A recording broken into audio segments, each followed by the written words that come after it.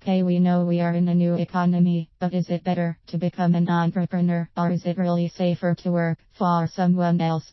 The average household income in the United States is approximately zero a year. If you wanted to be part of the top 25% of income earners, you would need to earn at least zero. To reach the top 10% would be a household income of 40,000, the top 5% 90,000, and to be in the top 1%, you would need a combined household income of at least 80,000 a year. So here's the question: if you wanted to move up to the top 25% or 10% or even the top 5% of income earners, and who wouldn't want to? Can you see yourself moving up to these levels with your current means of income? Most of us have been taught to not even dream that high, but why? In today's new economy, it is more and more feasible to be a top income earner if you are on the right path. What do you think would give you the best chance to move up to these top levels of income? In my opinion, and in the opinion of many experts, the answer is to become an entrepreneur. The concept of entrepreneurship has been around for millennia. The great explorers, the crusaders, the pilgrims, and the American West pioneers, the founding of this country was very entrepreneurial. Breaking away from Great Britain to be able to live as we choose, work as we choose, worship as we choose, it was the essence of being an entrepreneur.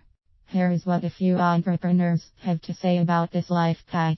Susan Sly: think about the great entrepreneurs. They are visionaries. They have heart.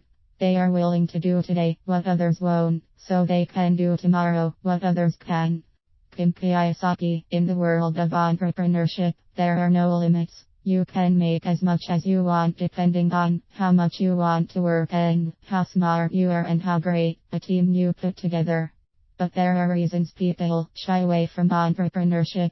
For one, it's not easy.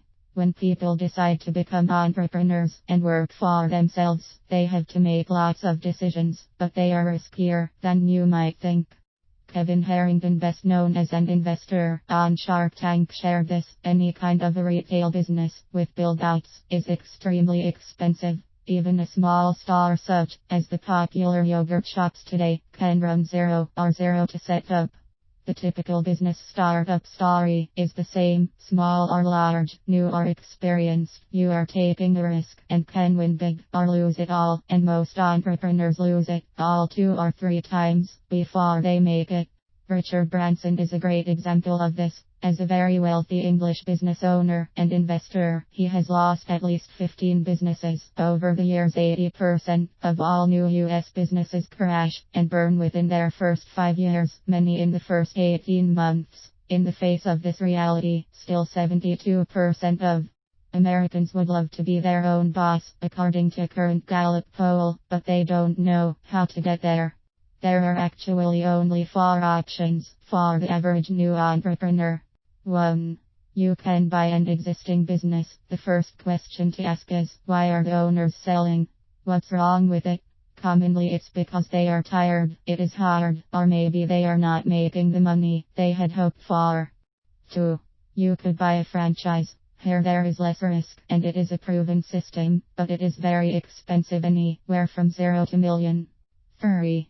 You could start something from scratch, a completely new business, but most people don't have the confidence that their product or service idea would really go big, or they are afraid to borrow that much money, or they don't feel they have the skill set to start a new venture, especially in our regulation-ridden and litigious society. 4.